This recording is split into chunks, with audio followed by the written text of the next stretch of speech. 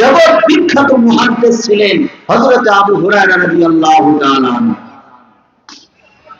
আমার বন্ধুরা, হযরত আবু হুরায়রা রাদিয়াল্লাহু তাআলা বিশ্বনবীর সাহাবীদের মধ্যে সবচেয়ে বড় মুহাদ্দিস। বিশ্বনবীর থেকে তিনি সবচেয়ে বেশি হাদিস, কয়েক হাজার হাদিস তিনি বর্ণনা করেছেন। তেনার মতো এত অধিক সংখ্যক হাদিস রাসূলের আর কোন সাহাবী বর্ণনা করতে পারে নাই। সহিহ বুখারীর কিতাবের মধ্যে এসেছে, মিশকাতুল মাসাবির মধ্যে এসেছে, হযরত আবু হুরায়রা রাদিয়াল্লাহু তাআলা বলেন, আল্লাহর রাসূল একবার রমজান মাসের মধ্যে যাকাত আর সদকার মাল রক্ষণাবেক্ষণ করার জন্য আমাকে দায়িত্ব দিলেন। আমি আবু হুরায়রাকে দায়িত্বের মধ্যে রাখলেন। আমি যখন রাত্রিবেলা এই সদকার যাকাতের মালগুলো, যেমন আমাদের দেশের মধ্যে সরকারি কন্ট্রোলে চাল আসে কিনা, কাবি খেসাল এসে ত্রাণের মাল আসে, এই যে শীতকালীন মৌসুমের মধ্যে যাকাত ফিতরার কত কাপড় কম্বল দিবে এলাকার মধ্যে, দেয় কি দেয় না? এগুলো হলো রাষ্ট্রীয় মাল। ইতিম, গরিব, গোড়া বা অনাথ দরিদ্র যারা আছে এগুলোর হকদার তারা। হযরত আবু হুরায়রা বলেন, আমি পাহারা দিতেছি এই রাষ্ট্রীয় মাল যেগুলো আল্লাহর রাসূল গরিব অসহায়দের মাঝে বন্টন করে দিবে। রাত্রিবেলা পাহারা দিতেছি, পাহারা দিতে দিতে হঠাৎ করে এক সময় গভীর রাত যখন হয়ে গেল, আমি দেখলাম একজন লোক আসছে, আসিয়ে এই খাদ্য ভান্ডার থেকে খেজুর, অন্যান্য খাদ্য এখানে ছিল গরিব অসহায়দের জন্য, এই খাদ্য সামগ্রীগুলো এখান থেকে হাত ভরে ভরে সে উঠায় নিয়ে চলে যাচ্ছে। বলেন নাউজুবিল্লাহ। মানে চুরি করতেছে। কি করতেছে? চুরি করতেছে। এই ভাই অপারেটর কই, এটা মাইক এমনি নামি যায়, বারবার হাত দিয়ে টানিয়ে দিয়ে এমনি নামে যায়, একটু টাইট করে দাও, এই যে এই নামে যায়। হযরত আবু হুরায়রা রাদিয়াল্লাহু তাআলা বলেন, পাহারাদারি করতেছি এমন তো অবস্থায় গভীর রাতে এক ব্যক্তি আসলো, আসে আমি যে মাল পাহারা দিতেছি, খাদ্য পাহারা দিতেছি, এগুলো চুরি করা আরম্ভ করলো। হাত ভরে ভরে সেখান থেকে মাল নেওয়া আরম্ভ করলো। আল্লাহর রাসূলের প্রিয় সাহাবী হযরত আবু হুরায়রা রাদিয়াল্লাহু তাআলা বলেন, মাল যখন চুরি করতে লাগলো, আমি দেখতে পাইলাম ওই ব্যক্তি মাল চুরি করতেছে। আর বিলম্ব না করে গৃহস্থের 10 দিন, চোরের 10 দিন, গৃহস্থের কিন্তু একদিন। জোরে বলেন কথা ঠিক না বেঠিক? এতক্ষণ চুরি করে পরে ব্যাগ ভরাইছো, দেখছি তুমি কি করতেছো, তোমার অবস্থাটা পর্যবেক্ষণ করেছি। এখন চোর বলে যেহেতু সাব্যস্ত হয়েছে, প্রমাণিত হয়েছে, আর ছাড় দিব না, চোরকে গিয়ে ধরে ফেলছেন, এইভাবে জড়িয়ে ধরছেন। বললেন, ব্যাপারটা কি বেটা, চুরি করো কেন, কামাই করতে পারো না? আমাদের দেশে এরকম চোর আছে না?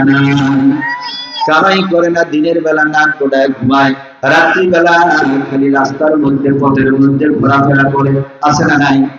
পকেট মানে পকেটের মধ্যে হাত দেয়, কারো দোকানের মধ্যে হাত দেয়, কারো মোটর সাইকেলের মধ্যে হাত দেয়, আছে না নাই? আল্লাহ হেফাজত করুন। চুরি করা এটা মহাপাপ। পবিত্র কোরআনের মধ্যে চোরের শাস্তি এসেছে, আল্লাহ বলেন চোর আর সুন্নি, চোর আর সুন্নি যারা চুরি করবে এটা কবিরা গুনাহ। এরা যদি চোর বলে সাব্যস্ত হয়, ইসলামী শরীয়ত কোরআনের আইন চালু থাকলে এদের শাস্তি হলো উভয়ের হাত কেটে দিতে হবে। বলেন নাউজুবিল্লাহ। সৌদির মধ্যে আপনারা বিচার দেখছেন, জনসমক্ষের মধ্যে হাত কেটে দেওয়া হয়। এই জন্য সৌদির মধ্যে কোন চোর নাই। ওই দেশের মানুষ চোর কি জিনিস জীবনে দেখেও নাই, কইতেও পারে না। যদিও কোনদিন বছরে একটা দুইটা চোর খুঁজে পাওয়া যায় দূরবীন দিয়ে, ইতিহাস তালাশ করেই দেখা যায় ওটা বাংলাদেশি না হলে পাকিস্তানি। কোন দেশের? বাংলাদেশের না হলে পাকিস্তানের। বোঝেন নাই? এই দেশের মধ্যে চোরের খনি। জোরে জোরে বলেন নাউজুবিল্লাহ। এই দেশে চোরের খনি। আল্লাহর রাসূলের প্রিয় সাহাবী হযরত আবু হুরায়রা রাদিয়াল্লাহু তাআলা বলেন, চোরকে যখন জড়িয়ে ধরলাম, সঙ্গে সঙ্গে চোর আমাকে অনুনয় বিনয় করে আমার কাছে আবদার করতে লাগলো, ইয়া আবু হুরায়রা, ইন্নী মুহতাজুন ওয়া আলাইয়া আয়ালুন ওয়া লি হাজাতুন শাদীদাতুন। হাদিসের মধ্যে এসেছে চোরকে বলতেছে, আবু হুরায়রা, আমি তোমার বাড়িতে চুরি করার জন্য আসছি, তোমার কাছে যে মাল রক্ষণাবেক্ষণের দায়িত্ব দিয়েছিল আল্লাহর রাসূল, আমি এই মালগুলো চুরি করতে আসি, আমার অপরাধ ক্ষমা করে দিও, চুরি করতে আসি এই জন্য। আমি একজন দরিদ্র অসহায় ব্যক্তি, আমার বাড়ির মধ্যে ছোট্ট ছোট্ট, আমার সংসারের মধ্যে ছোট্ট ছোট্ট বাচ্চাগুলো না খেয়ে আছে, এরা খাইতে পারে নাই, আমার কঠিন টাকা পয়সার খুব প্রয়োজন, আমি খুব বিপদের মধ্যে আছি, এই জন্য চুরি করার জন্য আসি, আমার বেয়াদবি অন্যায় মাফ করে দাও, আমার রাস্তাটা ছেড়ে দাও, বাড়ির মধ্যে চলে যাবো, আর কোনোদিন চুরি করতে আসবো না। আমার বন্ধুগণ, হযরত আবু হুরায়রা রাদিয়াল্লাহু তাআলা বলেন, ফাখাল্লাইতু সাবিলাহু, আমি চোরের রাস্তা ছেড়ে দিলাম।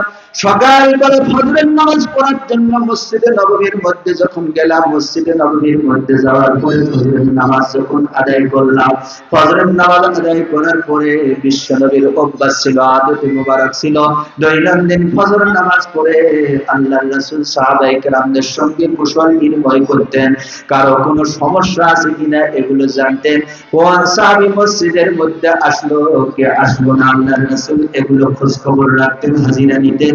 কোন সাহাবী, কোন মুসলমান রাত্রিবেলা কোন স্বপ্ন দেখছেন কিনা, যদি দেখে থাকেন আল্লাহর রাসূল শুনতেন, সাহাবীরা যদি বর্ণনা না করতো, আল্লাহর রাসূল নিজে যা দেখছেন তাই সাহাবীদের কাছে বর্ণনা করতেন। জোরে জোরে বলেন সুবহানাল্লাহ। অর্থাৎ একজন নেতা, মুসলিম লিডার, জনগণের সুখে দুঃখে তেনাদের পাশে থাকতেন, তেনাদের খোঁজ রাখতেন। বলেন সুবহানাল্লাহ। হযরত আবু হুরায়রাকে ডাক দিয়ে বললেন, ইয়া আবু হুরায়রা, মা কানা সিরুকা, ও আবু হুরায়রা, গতকাল রাত্রিবেলা তোমার বাড়ির মধ্যে যে চোর আগমন করেছিল, তোমাকে যে মাল সম্পদ রক্ষণাবেক্ষণের দায়িত্ব দেওয়া হয়েছিল, এই মাল যে চোর চুরি করতে এসেছিল, চোর তোমার সঙ্গে কি আচরণ করেছে? হযরত আবু হুরায়রা রাদিয়াল্লাহু তাআলা চিন্তা করে বলেন, চোর রাত্রিবেলা আমার বাড়ির মধ্যে এসেছে, মাল সম্পদ খাদ্য সামগ্রী গুলো চুরি করতেছিল, এটা তো একমাত্র আল্লাহ পাক রব্বুল আলামিন জানেন, আর ওই চোর আমি আবু হুরায়রা, পৃথিবীর মধ্যে দুজন মানুষ ছাড়া আর কেউ জানে না। জোরে বলেন কথা ঠিক না বেঠিক? কেউ জানে না। আল্লাহর রাসূল কিভাবে জানলো? আবু হুরায়রা বুঝলেন আল্লাহ তাআলা ওহীর মাধ্যমে আল্লাহর রাসূলকে জানাই দিয়েছেন। জোরে বলেন মারহাবা। আবু হুরায়রাকে বলেন, আবু হুরায়রা, তোমার চোর কি বললো তোমার কাছে? ইয়া রাসূলুল্লাহ, ইয়া হাবিবাল্লাহ, চোর আমাকে বলতেছে, ইন্নী মুহতাজুন ওয়া আলাইয়া আয়ালুন ওয়া লি হাজাতুন শাদীদাতুন, আমি পৃথিবীর মধ্যে একজন দরিদ্র অসহায় ব্যক্তি, আমার বাড়ির মধ্যে ছোট্ট ছোট্ট বাচ্চারা না খেয়ে ক্ষুধার যন্ত্রণায় ছটফট করতেছে, চুরি করা আমার অভ্যাস নাই, পেশা নয়, এই জন্য চুরি করতে আসি, আমার অন্যায় ক্ষমা করে দেন, আমার রাস্তাটা ছেড়ে দেন। তাকে দেখে আমার মায়া হয়েছে, মহব্বত লেগেছে, এই জন্য চোরকে ছেড়ে দিয়েছি। আল্লাহর রাসূল বলেন, আন্নাহু ইন্নাহু কাযাবাকা ওয়া সায়াউদু, তোমার চোর তোমার কাছে মিথ্যা কথা বলছে, ওই চোর আবার তোমার মাল চুরি করার জন্য আসবেন। জোরে জোরে বলেন নাউযুবিল্লাহ। হযরত আবু হুরায়রা রাদিয়াল্লাহু তাআলা বলেন, বিশ্বনবী যখন বললেন চোর মিথ্যা কথা বলেছে, আবার চুরি করার জন্য আসবে, আমার মনের মধ্যে 100% আমি বিশ্বাস করলাম আল্লাহর রাসূলের কথা মিথ্যা হইতে পারে না। আল্লাহর রাসূল যেহেতু বলেছেন চোর আবার চুরি করার জন্য আসবে, আমিও আসি প্রস্তুতি নিয়ে, দেখি আবার কোন রাত্রিবেলা আসে, এবার এমন ধরা ধরবো জীবনের তোরে আর ছাড়বো না, জীবনের তোরে চোরকে আর ছাড়বো না। আবার দ্বিতীয় রাত্রিতে পাহারাদারির দায়িত্ব পালন করতেছে। দেখতে দেখতে দেখতে দেখতে, ভাই একটু মেহেরবানি করে বাচ্চাগুলোর একটু এই গোলযোগ ভেঙে দেন, ডিস্টার্ব করতেছে এই বাচ্চাগুলো। দ্বিতীয় রাত্রিবেলা যখন পাহারাদারির দায়িত্ব পালন করতেছেন, হযরত আবু হুরায়রা বলেন, দেখতে দেখতে না যখন এক সময় গভীর হয়ে গেল, অন্ধকারাচ্ছন্নতা চতুর্দিকের মধ্যে ছড়িয়ে পড়ল, পথে ঘাটে রাস্তার মধ্যে কোনো মানুষ নাই, সকল বাসা বাড়ি লাইটগুলো রাতের মধ্যে নিভিয়ে দেওয়া হইল। চোর এই অন্ধকারে সুযোগ নিয়ে আমার মাল সামগ্রী এগুলা আবার চুরি করার জন্য চলে আসলো। আমি এবার চোরকে যখন ভালো করে লক্ষ্য করে দেখলাম, এটা তো নতুন চোর নয়, নতুন চোরের আমদানি হয় নাই, ওই গতকাল রাত্রিবেলা আমার মাল চুরি করার জন্য যে চোরটা ছিল এটাই হলো সেই চোর। এই জন্য চিন্তা করলাম, মিথ্যা কথা বলছে, রাসূল বলছে আবার ফেরত আসবে, রাসূলের কথা 100% সত্য। জোরে বলেন কথা ঠিক না বুঝি?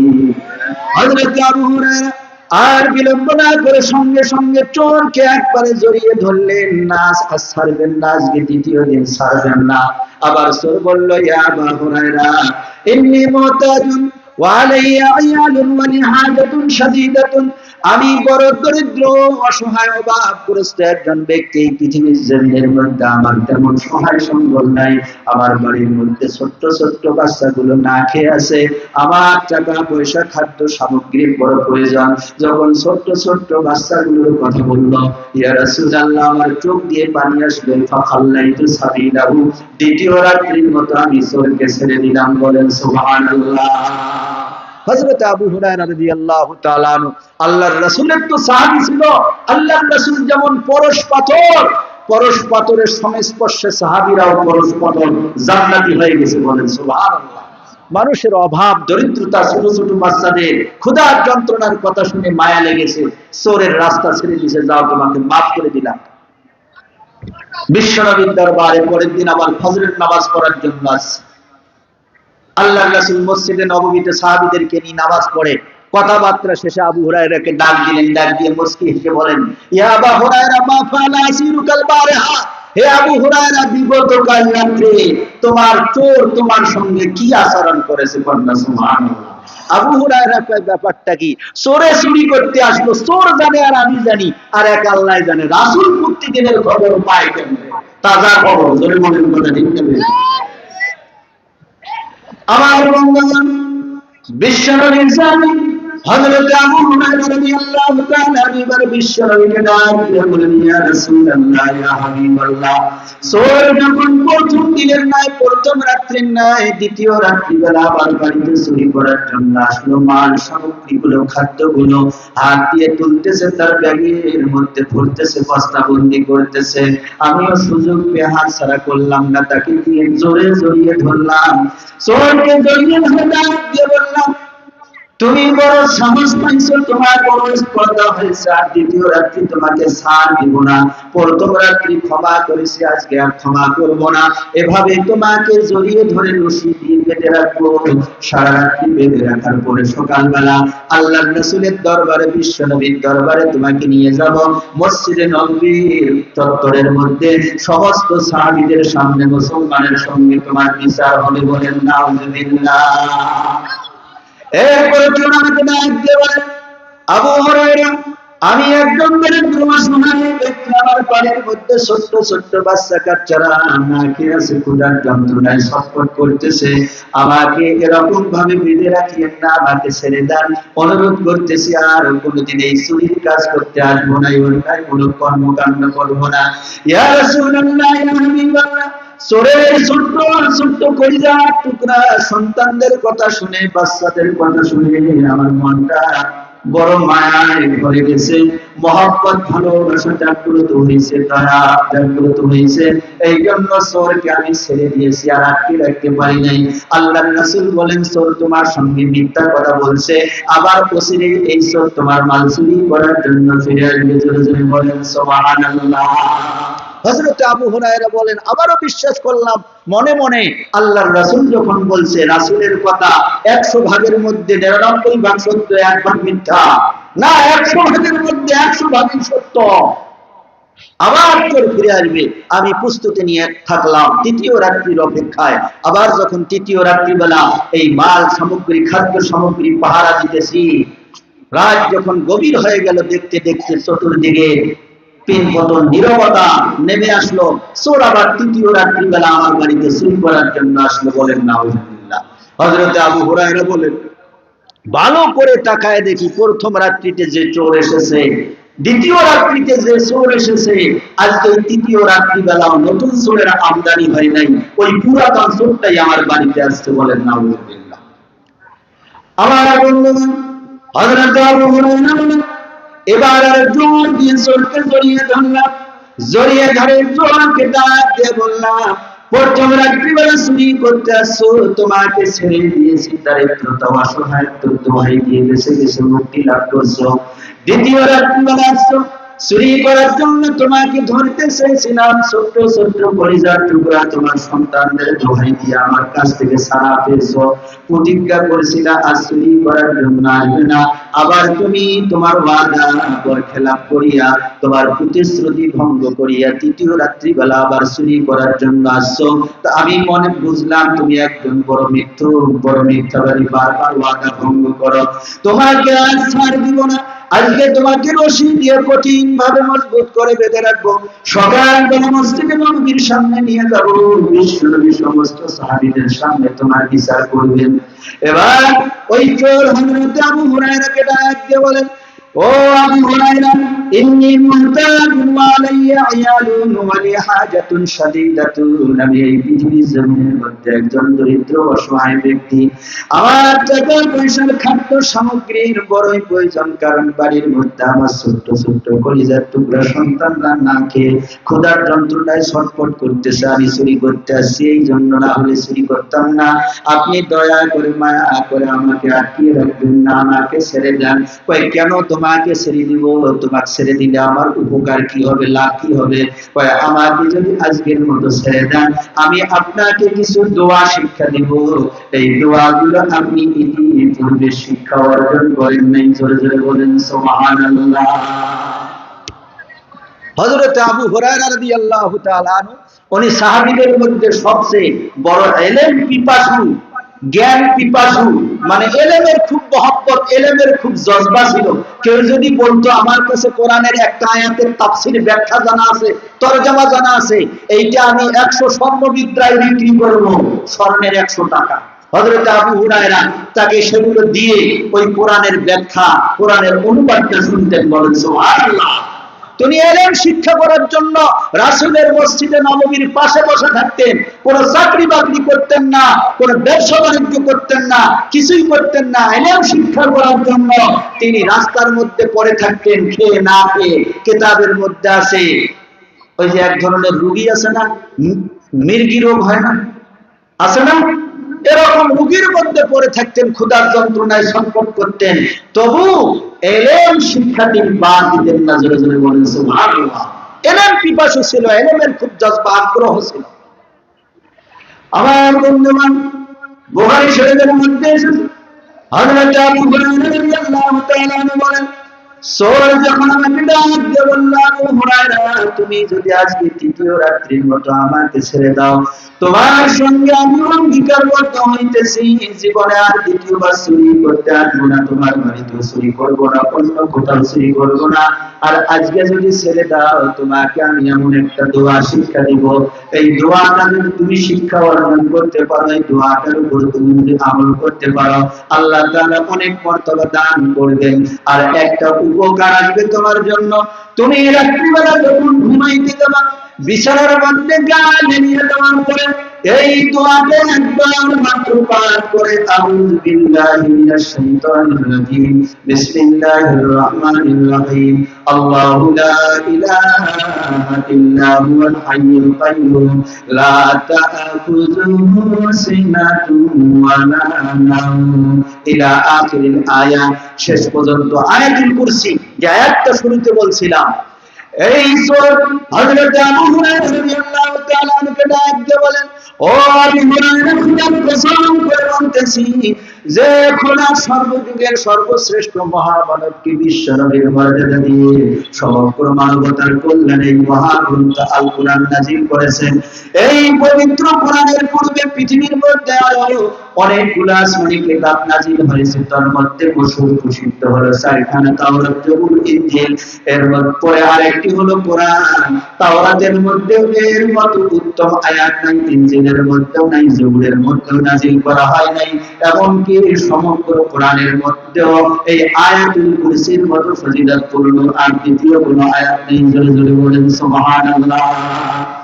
আমার বন্ধুগণ, সূরা আয়াত দিয়ে বলেন আবু হুরায়রা রাত্রিবেলা ঘুমের মধ্যে গিয়ে ঘুমের পূর্বে যখন বিছানার মধ্যে শুয়ে আউযু বিল্লাহ বিসমিল্লাহ পড়ে এই আয়াতে কারিমা তুমি যদি মাত্র একবার পাঠ করো, আল্লাহ রাব্বুল আলামিন সঙ্গে সঙ্গে আল্লাহ তাআলার রহমতের ফেরেশতাদের মধ্য থেকে তোমার জন্য একজন ফেরেশতা তোমার ঘরের মধ্যে তোমার সঙ্গে নিয়োজিত করবেন। এই ফেরেশতা ওই রাত থেকে নিয়ে সন্ধ্যা, রাত থেকে নিয়ে সকাল পর্যন্ত, ফজর হওয়া পর্যন্ত তোমার পুরা রক্ষণাবেক্ষণের দায়িত্ব পালন করবে। তোমার কাছে আর শয়তান নিকটবর্তী হইতে পারবে না। জোরে জোরে বলেন সুবহানাল্লাহ। আমার বন্ধুগণ, পবিত্র কোরআনুল কারীমের একটা আয়াত আমার বলার উদ্দেশ্য হলো একটা আয়াত শিক্ষা অর্জন করা মাত্র, আয়াতুল কুরসি এইটার উপর আমল করার কারণে যদি সন্ধ্যা থেকে নিয়ে পরবর্তী দিন ফজর পর্যন্ত সারা রাত একজন ফেরেশতা আমার আপনার রক্ষণাবেক্ষণের দায়িত্ব নিয়ে নেয় আল্লাহর পক্ষ থেকে, শয়তান আমার আপনার নিকটবর্তী হইতে না পারে, তাহলে এই পবিত্র কোরআনের আয়াতে কারিমাগুলোর উপর, পবিত্র কোরআনের উপর যারা আমল করবে, নিজের জীবন আদর্শ যারা গঠন করবে এই কোরআন অনুযায়ী, শয়তান তাদেরকে জাহান্নামে নিতে পারবে না। জোরে বলেন কথা ঠিক না বেঠিক? আমরা তো জান্নাতে যাইতে চাই, শুনতে সবাই বলছিলাম যে হুজুর আমরা জান্নাতের মধ্যে যাইতে চাই, তাহলে জান্নাতে যাইতে হলে এই যে কোরআনের একটা আয়াত এত ফজিলতপূর্ণ, যে একটা আয়াত মাত্র আমল করলে, পাঠ করলে শয়তান সারা রাত্রি আমার আপনার নিকটবর্তী হইতে পারবে না। সেই আয়াত যদি একাধিক আয়াত আমি পাঠ করি, আমল করি, অনেকগুলো সূরা আমল করি, অনেকগুলো আয়াতের উপর আমল করি, পুরা কোরআন অনুযায়ী নিজের জীবন আদর্শ গঠন করি, কোরআন অনুযায়ী নিজের জীবন পরিচালনা করতে পারি, আপনাদের কি মনে হয় শয়তান আমার আপনার নিকটবর্তী হবে? শয়তান আমাকে আপনাকে ধোঁকা দিবে? মসজিদ থেকে বাহিরে থাকবো না, মসজিদের ভিতরে থাকবো?